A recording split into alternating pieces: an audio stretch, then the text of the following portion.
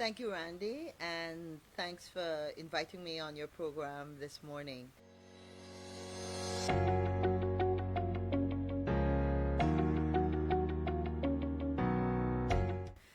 Yes, you're absolutely correct. It is, if it wasn't so sad, maybe it could be funny. The fact that the PPP would think that they could rewrite history.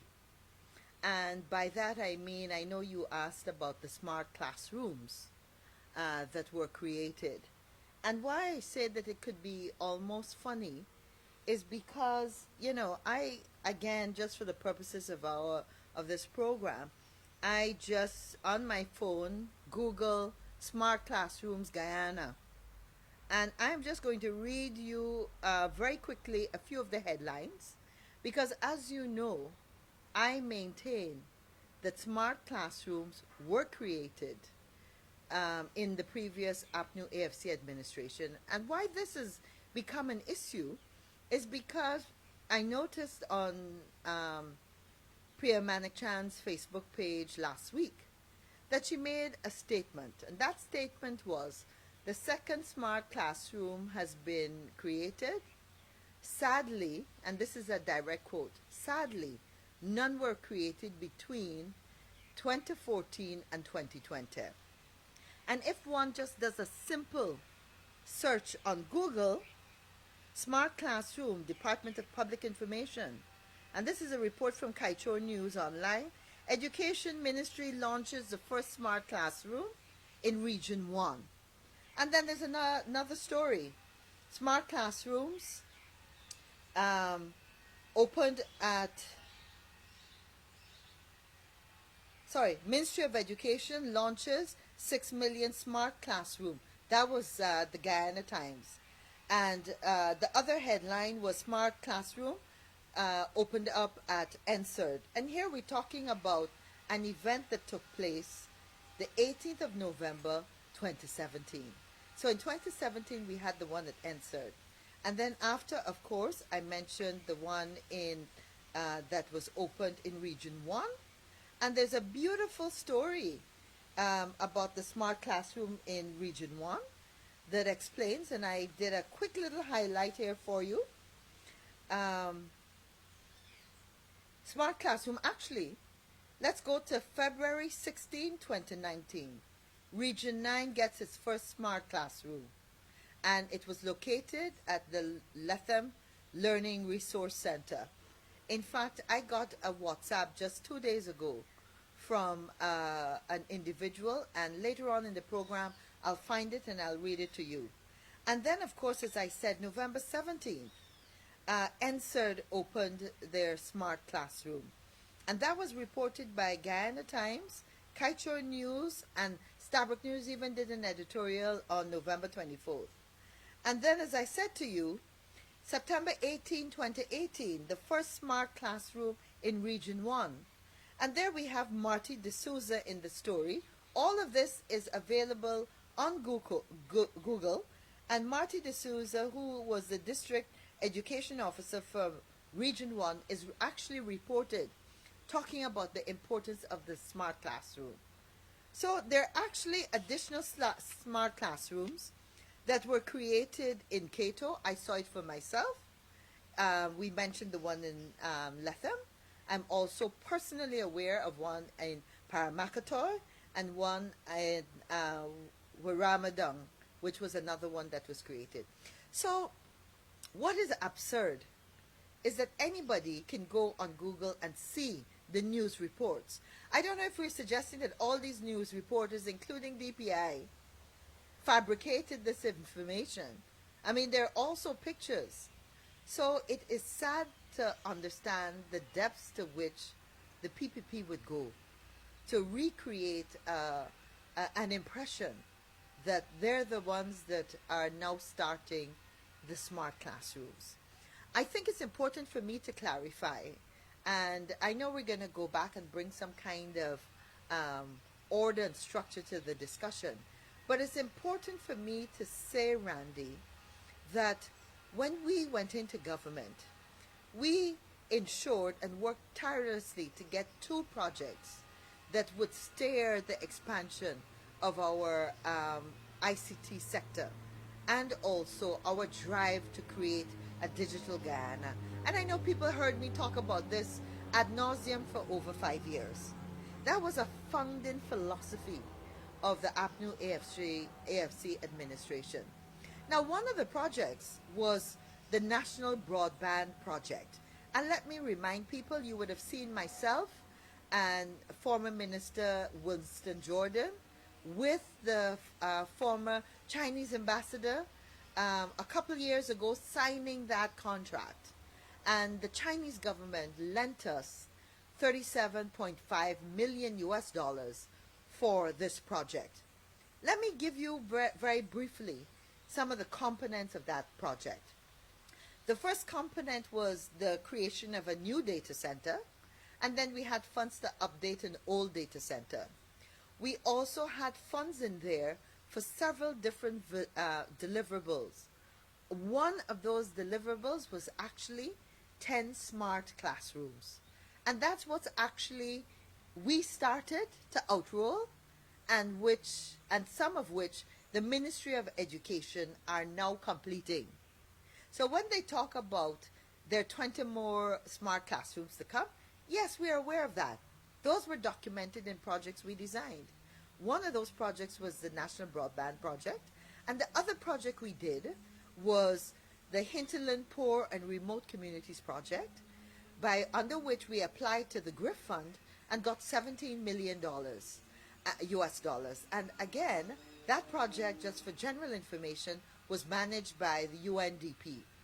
Under that project, we also were intending, and we created some ICT hubs, as you know, through the government structure.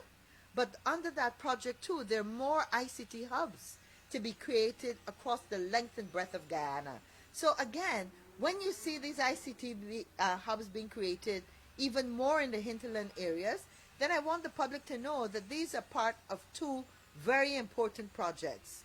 The other deliverables under the Chinese-funded National Broadband Project was, of course, improvements to the NDMA, improvements to our e-government network.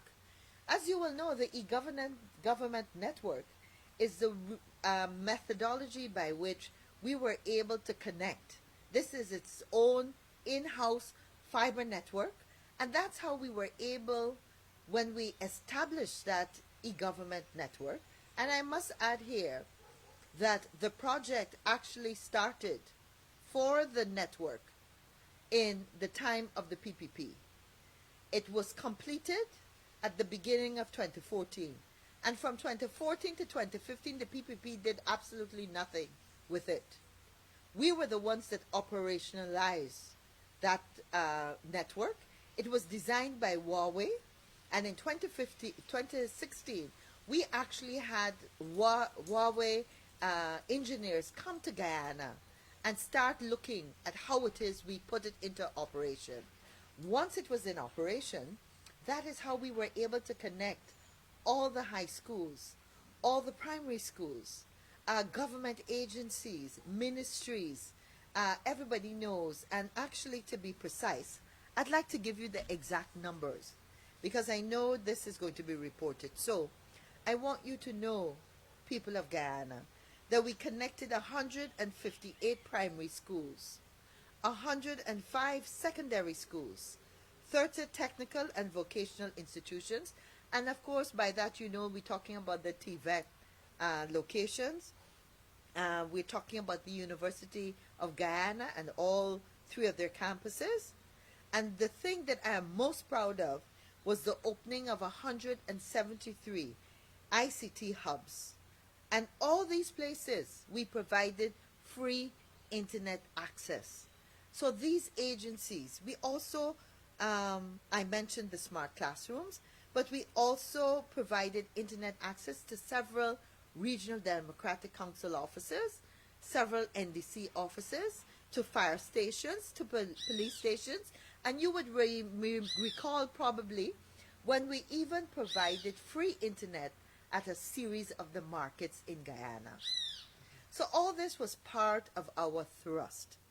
Um, I hope that that answers your first question in terms of the kind of infrastructure that we put in place. And I'm happy to give you even more information because there's a lot more.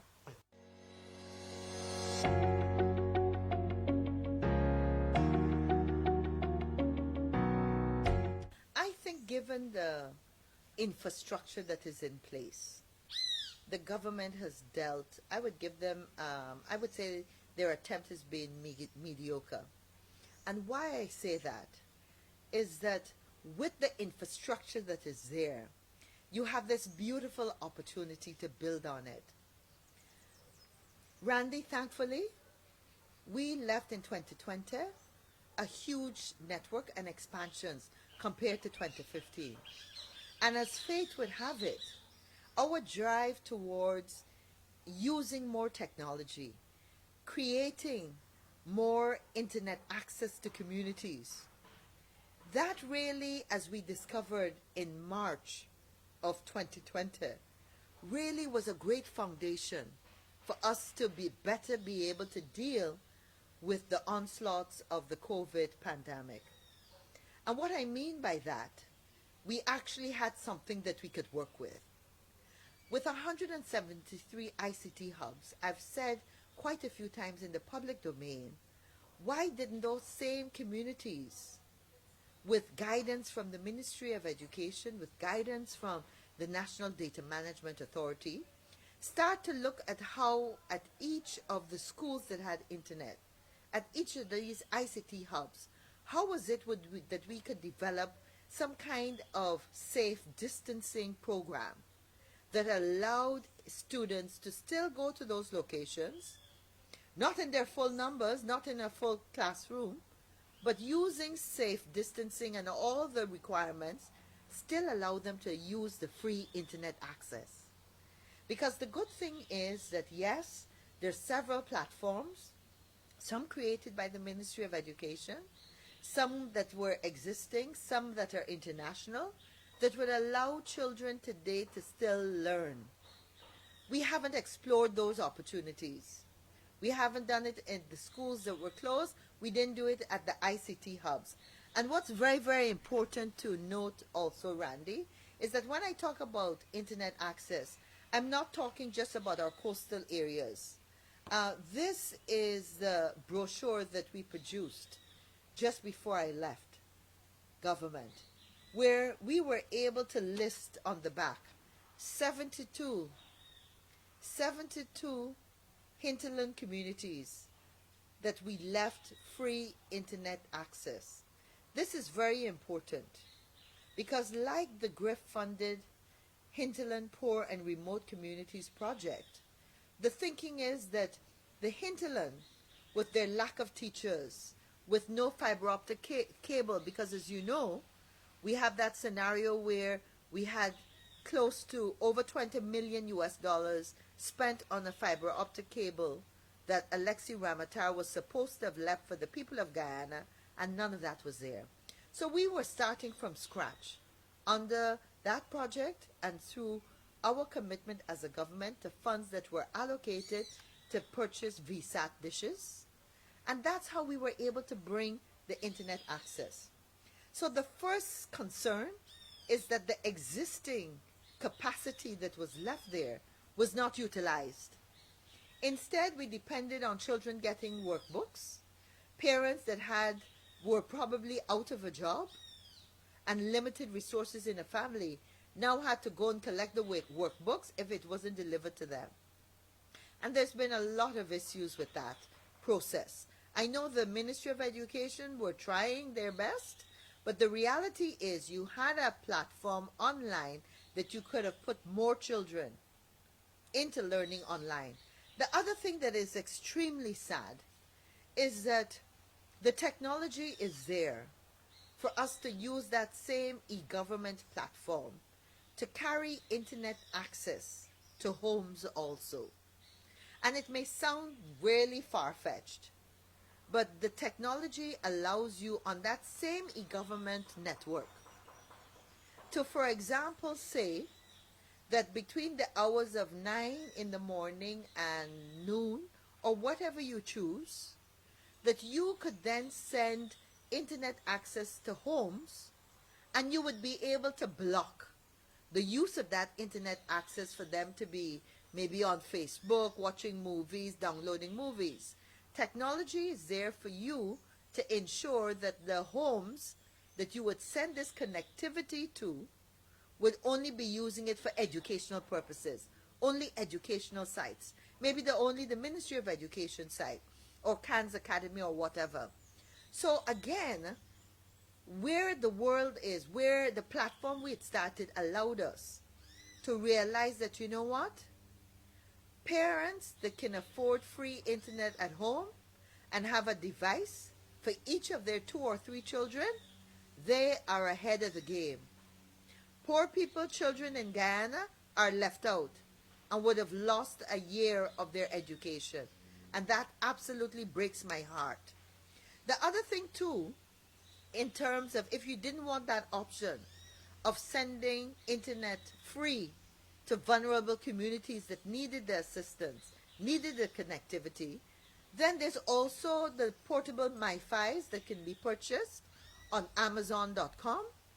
And it's a little portable internet unit. It's like a little box.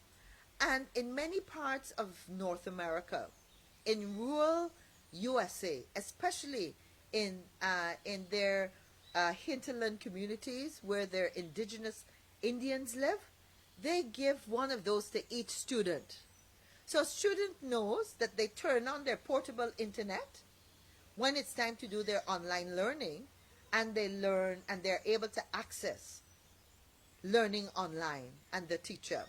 I want you to know that when we set up that smart classroom at NSERD, the thinking was that the teachers would come into the location at NSERD and would be able to send whatever teaching module it was, whatever class it was, to any school in any part of Guyana once those schools had internet. So you see why we created this network by which we could guarantee that our children in 2020 and beyond would not be left behind. And both of those options, you know, I'm reading now that we're talking about relaunching the 1 laptop per family. That does not work in a COVID world, because any family that gets 1 laptop and has 3 children and can't afford another device has the challenge of deciding which of my 3 children am I going to give them the opportunity to learn. So we're going back on some of our constitutional rights that suggest that everybody has a right to access to education. And you know, Guyana, way back in the 70s, was able to ensure that there was free education to all its children.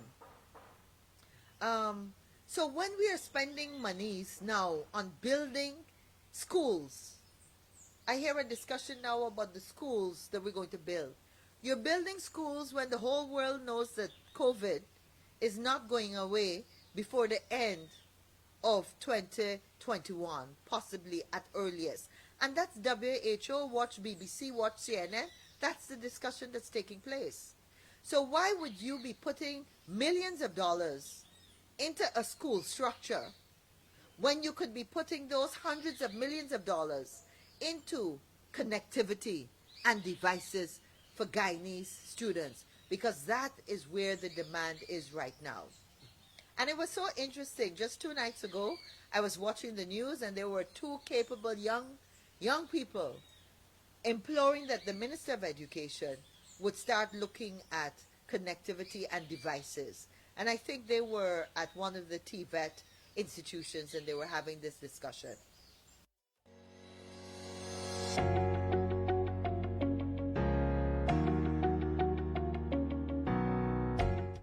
Absolutely. Absolutely. You know, it's bizarre. I had the opportunity to travel to so many countries as a minister. to work with my Caribbean counterparts. Because again, Guyana's thrust into what we call an ICT space. CARICOM actually has a concept of developing a single ICT space within the Caribbean region, where we all would be putting platforms and systems in place to raise the level of digital engagement in our societies. And so Guyana, I've been to so many countries where Guyana was being looked up to. It was, oh my goodness, Guyana has a Ministry of Public Telecommunications, a unit focusing on the telecommunications aspects. There was a big pomp and thing about them um, completing the liberalization. Randy, there were about 10 major steps that needed to be done. The first step was bringing the new legislation to the parliament, and that legislation the former government had been playing with for over 6 years, attempting to bring to the parliament, never brought it. It was I that brought that legislation and passed it in 2016. Right? That was the first major hurdle. Then, of course, as you know, we had to set up a telecommunications agency, which we did. We actually worked on the studies for these two projects that we are now seeing the results of in terms of improving internet access. So when you ended a telecommunications agency, and then all you have to do really is sign on the dotted line and bring a piece of legislation, some of the parts, because I brought into being quite a few important sections of the Telecommunications Act of 2016. There were a few sections that we left, and we left it because we were still trying to come out with an amicable agreement with GT&T. What people don't realize is that GT&T is owned by a U.S. company. And I will share this, that I, on average, every 3 months, had a visit from the former U.S. ambassador, who would come and would say to me, Cathy, you know that we have a contract. ATN has a contract and a monopoly, and therefore we expect Guyana to do the right thing and to negotiate a settlement to that contract. And those are the parts that were not done. What is interesting today that the media needs to start asking, and I've raised it, and they've not asked it, so we're going to have to start pushing this, is what is the settlement agreement? We left a draft agreement between the government of Guyana, GTT, and ATN. So what is the final settlement agreement? There were huge taxes owed to the government and people of Guyana. Were those taxes paid? Now, we've heard nothing about that. We heard a song and dance about them signing on a piece of paper and saying, yes, liberalize, having not done the major steps. But the most important thing about liberalization is not signing the rest of that act into being. It is ensuring that the market has persons that will come into the market to provide more services, telecommunication services, to help the people of Guyana. So, again, I repeat, I left on my desk, the Prime Minister should have picked it up, proposals from about 6 to 9 different companies in different areas who wanted to come in, some with fiber optic cables, some with wanting to set up companies that could provide better internet connection and better telephone, broadband, internet services all across the country. But we've heard nothing about that. We've heard absolutely nothing about that. And what's so funny is that today we finally heard about one company that is going to bring a fiber optic cable, and they speak about spending $200 million US on the fiber optic cable. Ask eNetworks, ask any fiber company, ask Huawei. The fiber optic cable that Huawei was going to bring was going to cost no more than 23 million US dollars. So how, a no-name, unheard of telecommunications company that's going to spend 200 million on a fiber cable. I am not sure. We had actually started speaking to reputable companies like Cable and Wireless and several local Guyanese companies, and I have not seen anything in the last 6 months about them starting their services. ExxonMobil, we had given them permission. I met with them on several occasions, and that was part of them being able, us being able to move into an oil and gas industry. ExxonMobil, as part of their engagement with the Ministry of Public Telecommunications, were looking as to how they were going to upgrade their telecommunication services. Yeah. And as a government then, we were quite happy to say and to grant permission for them to bring their own cable. And as you know, we granted the permission for e-networks to bring a cable because we recognized that the country needed redundancies in terms of fiber optic cables coming into Guyana.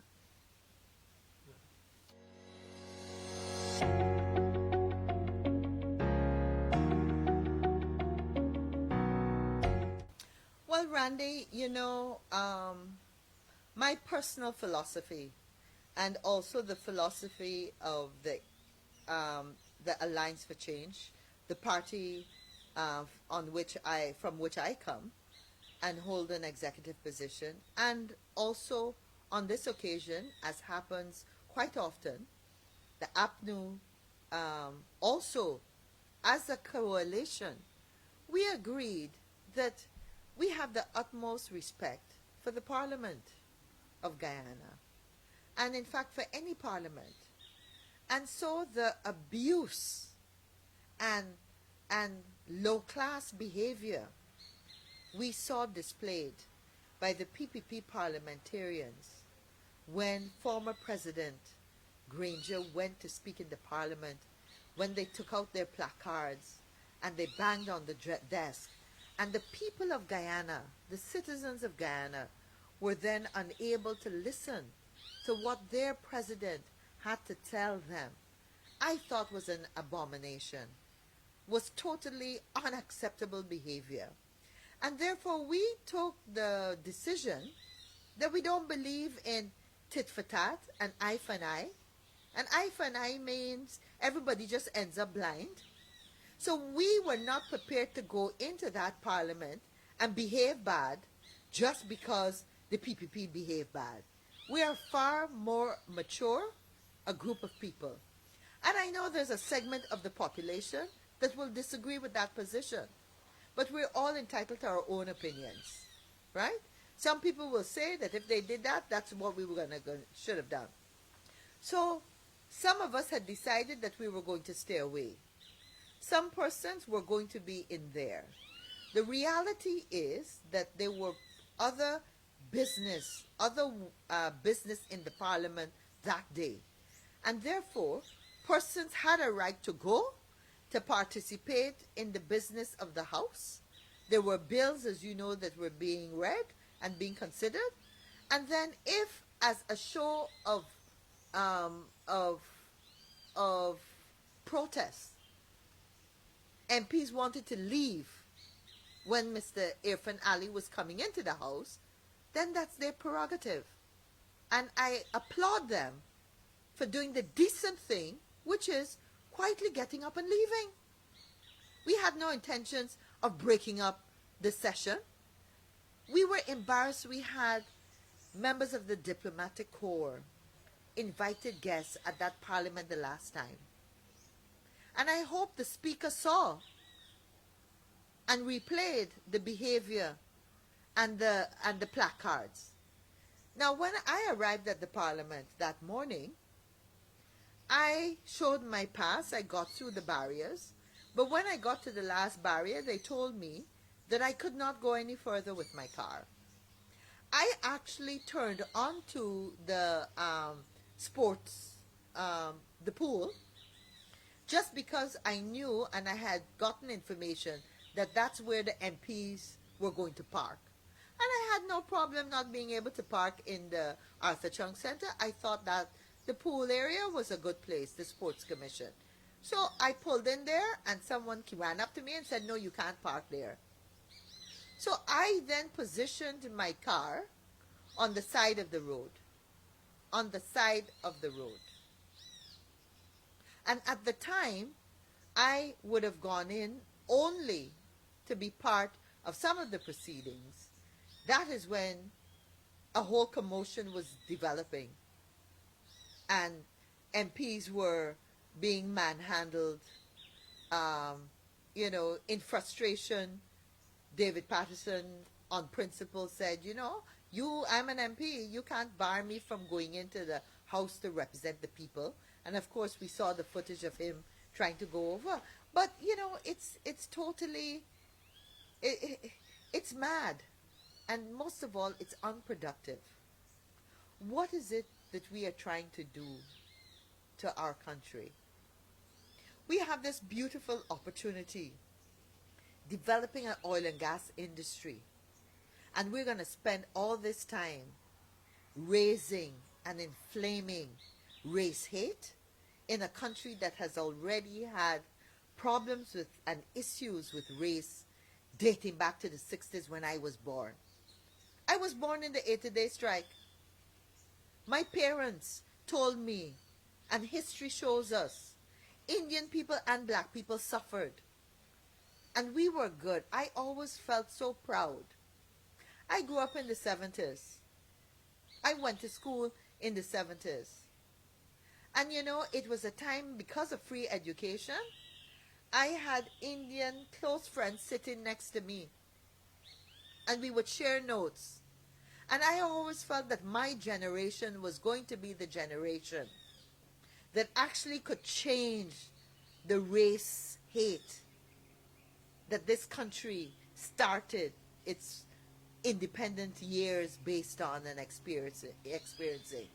We shouldn't have another generation. We shouldn't have my generation and another generation of young people knowing what it is to be subjected to racial intolerance. There are young school children that know what it is to be in a bus terrified and have the bus shattered by PPP protesters. And whether you like it or not, that might not have been the intention, but it has been interpreted as a racial issue. It's exactly what is happening right now. You talk about unity, you lay off close, you fire, not lay off, you fire indiscriminately close to 900 people. Now let me tell you, we didn't have 900 political appointees. I'm talking about cleaners and drivers that were sent home. I like to remind people that my two drivers were working with the Ministry of Tourism since 2011. I became a minister and found them there. They were assigned to me. We had a good relationship over the 5 years. They were driving a previous minister before.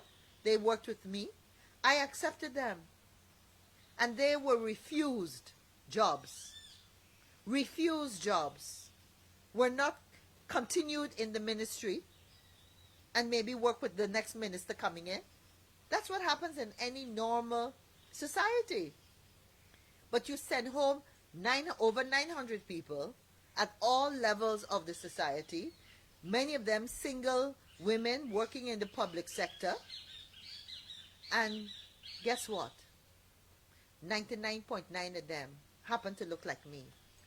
And you think that people are not going to interpret that within a racial lens? And you've done nothing to address the perception. Because if it's an inaccurate perception, then what are you doing to address that perception?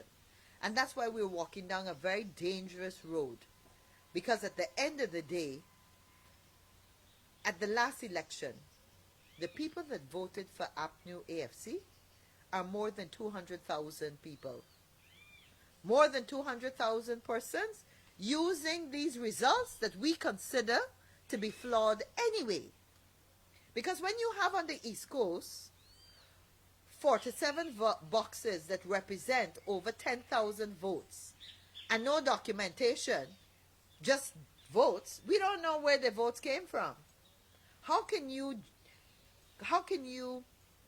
confirm the integrity of those votes when there's nothing to say who were the poll officers, who were the agents, who signed off, all the different checks and balances, the check sheets? None of that are in those 47 boxes. So how do I know where those ballots came from? Are they legitimate ballots? 10,000 votes coincidentally counted for the PPP. I happened to be in the US the other day when they were declaring the final elections for a win for President Biden. And you know what was very interesting? In their system, any spoiled vote is not counted at all. Some of these votes that we counted that were questionable in a U.S. system would be thrown out. Because you must be able, everybody must be able to vouch for the integrity of the process. And that's what we did not have last year in 2020.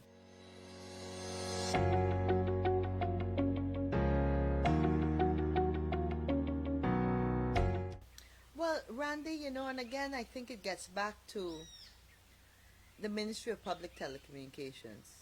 It gets back to the cyber security unit and the monitoring and surveillance that the police is supposed to do. It gets back to agencies like the Ethnic Relations Commission. It gets back to our broadcasting authority. Because the reality is that technology has changed so fast that we have to have systems in place to monitor broadcasting, which is no longer traditional radio, a newspaper, and a TV. We have rules and laws and regulations that deal with that. But now you have an internet, and absolutely you are correct that persons have an ability with just their phone to speak to millions of people on their Facebook page. But what is interesting is to know that, like with everything, there is good and there is bad. So it's a good thing to be able to speak to a million people when you need to give them information, life-saving information on COVID. It may be a bad thing if they're going to be spewing race hate. But the reality is that there are mechanisms that just need to be put in place to be able to monitor that. So, 2 years ago, when the Ethnic Relations Commission invited the AFC to meet with them prior to the elections campaign, when they were meeting with us to say, guys, we want you to behave in a reputable and acceptable manner during this campaign, I shared with them, because this is my field of work. I started as a journalist. I've worked in television for over 30 years. And I shared with them that there are companies and there's technology out there that can man all of the spectrum, all of your Facebook pages. That's what the US does all the time, and every other country, where there are keywords and anybody that is spewing hate, they are able to track them. That's what cybersecurity has to do. That's how they are able to track people that are bullies on the internet. That's how they track predators that are going after children. The technology is there. Now, the Ethnic Relations Commission has a media monitoring unit. And as far as I'm aware, correct me, they have physical persons that sit down there for hours still and looks at hours and hours of video footage and spot checks things. When today's world has digital and data-based mechanisms by which you can actually track all of this. And I had urged them to buy into some of that technology so they can monitor. As far as I know, the fact that they've had so many problems means that they have not done that. They depend now on people calling them up and saying, oh my goodness, Mr. X or Mrs. Y was saying this. Yeah. And then they're going to go back and try and catch it, you know?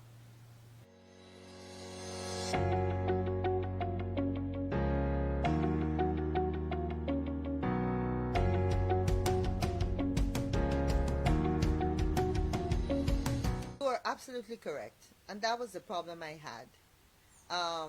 Everybody is presumed innocent in a court of law. And on this occasion, it was blasted over all the media, as far as I'm concerned, affecting my reputation and character, with negative allegations on my character, that I am some racist person wanting civil war, which is further from the truth. Now, there are several things that were sad there, and this is the danger of the way we do things in Guyana. The first thing is they made a very public statement, all of the newspapers, front or third page. Cathy Hughes, Member of Parliament, AFC Executive, investigating for racial comments, blah, blah, blah. Now, what is very interesting, normally you would start the investigation and then you would be able to say, yes, she's guilty, no, she's not guilty. So they paraded this and everybody has a story about it. And it's very interesting because Stabroek News was one of the entities that carried a story about it. Randy, it's been nearly 3 weeks now, and Stabroek News has not carried a follow-up story to say, yes, we told you that she was going to be investigated. There's no follow-up story that says, guess what? This is a follow-up story. Mrs. Hughes was cleared, and, the Ethnic Relations Commission apologized to her. I actually, in correspondence to the Ethnic Relations Commission, when they sent me the correspondence, I said to them, surely, since you issued a press release saying you're going to investigate me, you must now issue a press release saying, at the end of the investigation, we have cleared Mrs. Hughes. That never happened. To date, that has not happened. I then had to take it upon myself to release the letter that they wrote to me, because I now have to defend myself and let the whole world know that these guys apologized and said, there's a line that said that what the person that did it was doing it just for malicious intent to bring suffering to the people of Guyana. And it went on to apologize for the harm and ridicule that was caused, that I had to face. And just to show you how messed up we are, the fact that two of the commissioners would then 2 weeks ago write a letter disassociating themselves from a letter that is written on the letterhead of the Ethnic Relations Commission and signed by the head of the Ethnic Relations Commission, and saying that they were not part of that decision process or whatever, brings the Ethnic Relations Commission itself. And as you know, in most recent times, there's been even more. It is clear that they have their own internal battles, which is so sad because the agency that's supposed to be dealing with this appears to have their own struggle. And unfortunately, the perception again has been created that this constitutional agency has a problem, its own issues with race. That is the perception that is created. Not my words, I'm just saying, because as you can see, there have been letters, there have been comments where persons say, how come the only two commissioners that got a problem with the apology letter to Cathy Hughes happen to be of a particular look. And it's sad. It is sad. Where do we end up? Where do we end up? At a time when we are playing a very dangerous game. Because we know when it comes to race, we know when it comes to ethnicity, when we look at parts of the world that have suffered because of tribal wars or ethnic cleansing, we look at Rwanda, we look at Syria. Syria was a beautiful country. And yes, it may have the same president today, but he is a president ruling over rubble. Rubble. It is a dangerous flame. And are we not going to be more sensitive? Are we as political parties going to fan that flame? And where will it end up? It's a very serious issue that we're making light of in Guyana. And you said Rwanda. I think Rwanda took an extreme position in outlawing racism. Actually, a very extreme position. Yes. Because it's serious in their country. New Zealand. New Zealand, I was just seeing a clip with their remarkable female president standing up and saying, no racism in this country. It is not allowed. How are we going to go? How are we going to go to the Ethnic Relations Commission and bring our concerns? I actually, in the start of the election, sent one to them. I got the acknowledgement and never ever anything else. And several people may have that.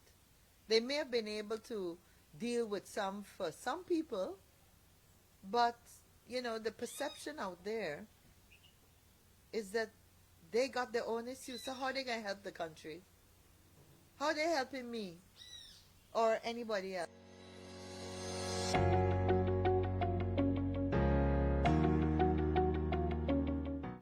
I'd say Prime Minister of which country? No, Randy, one of the things that I've learned from the last 6 months, which is very, very sad, is that we don't have a civil society. I always tell people that I had the good fortune to live in Jamaica for 6 years of my life, and it was very important years in that it was the time when I went to University of the West Indies, and I really believe that if I hadn't lived in Jamaica, I probably would have been like most Guyanese, sailing along. We complain at home, but we don't really get up and do anything. And so these are my personal thoughts. I think that's why our politics have been just so extreme and adversarial. It's hard. It's very hard to be in politics in Guyana. In many other parts of the world, like the European countries, where you see so many female prime ministers, there's a certain respect. You're cast down based, well, first of all, the level of decorum is much higher. And then you're judged based on how you're doing your job. We get the vilest of things said about us as women. There are no-go areas generally in terms of just human decency and respect. And in Guyana, those are thrown away all the time. And the problem is that we don't have a civil society. There are very, very few civil society organizations. Half of the ones that do exist that are active are blatantly political and don't have the confidence of most of the citizens of the country. And then the others have challenges with funding, with not enough people. I used to be part of a few of them. And so what happens is that there isn't that third voice out there.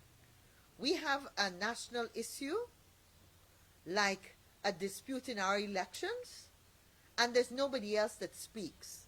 Everybody takes a side. And that is where I think the international community, as someone that studied international law and international politics, and whose father was a diplomat for more than 25 years of his life, serving in 4 different countries, to me, international diplomacy in Guyana took a side. And normally they're the ones that travel the middle line, that will say, in the interest of this country, if you've got 2 factions that can't talk, you bring them down around a table. We did not have that opportunity. It was non-existent in our election campaign in 2020, because you had representatives that decided, based on what they saw, they were going on the side of the PPP. You know, it's very funny, Randy, because people forget, in the 2011 election, an officer of GCOM, Mr. Boodoo, miscalculated conveniently and was about to declare results that would have given the PPP a majority. I was sitting at the Pegasus Hotel waiting for the results to come out, like many other persons. It was Vincent Alexander who, at that time, in the calculation, realized, no, there's a problem. And as you know, in 2011, the opposition had that 1 seat majority, which changed the game. In 2015, there were fake statement of polls that emerged. I don't know how we forget this. It was reported. We know that. There were fake statement of polls that were found amongst the statement of polls that did not have that watermark. Do you remember that? Folks, this is not new information, but we forget. So we had issues from 2011 and 2015 that involved individuals from the PPP. The problem with the 2020 election is that GCOM, as an institution that Guyanese depended on and gave hundreds of millions of dollars to deliver a credible, free and fair election, failed the people of Guyana. GCOM failed me. And instead of looking at the failings of GCOM, the PPP decided that an Afro-Guyanese officer and all black people in Guyana were attempting to rig and steal these elections. Now, what is interesting is in 2011, the then opposition didn't behave the way the PPP behaved, and up to today, they insult every African Guyanese by suggesting subliminally that once you are African, you were some part of some rigging process that took place. And that again is another recipe for disaster. How are we going to have peace and live together in this country when that is the nonsense we do? So, getting back to, that's the reality of politics in Guyana. And, you know, I've always maintained that the way the politicians play the game, I don't think is the way female politicians would like to play politics. We are very capable. We're just as educated. I think we have advantages over the men. But we don't want to play the game, or at least I don't want to play it the way it's currently played, with this large disrespect. This he say, she say, tit for tat that gets us absolutely nowhere. I don't have any more questions. I know. Yeah. I'm sorry you got me all No, wild up, but good, that's you good. know, I cry for my country. It's a very difficult period because everything that has happened since August 2020, it's not bringing us together. It's just pushing us further apart. And unfortunately, the approach. You know, Randy, when you look at President Biden and the things that he has said to bring people on board, bring the Republican Party on board, he says, I'm going to be a thing for the people. He invites everybody. Do you know that people forget? When we were in government and we set up that COVID task force, we invited the PPP. And that was the mature thing to do. I personally feel that we would not have had the problems we had if the PPP and every single political party and organization were represented on the task force. Because then if the government did change, then the task force would still be dealing with this important issue. And issues of health, education, and our territorial integrity are issues that we should be able to deal with as respectful Guyanese, regardless of what party you come from. APNU AFC coalition were very strong on ensuring that Gail Teixeira and the PPP were represented in the negotiations and the efforts and the case at the World Court. We did not say that we ain't inviting you because in the first couple of months of our administration, Mr. Jagdeo never acknowledged and accepted us. But the answer now and the approach is, well, we're not going to recognize you, or we're not going to invite you to anything until you accept us. It's shameful. It's shameful. Who is going to be the bigger person and who extends the olive branch? Like Mr. Biden, Irfan Ali should be doing that right now. Thank you, Randy.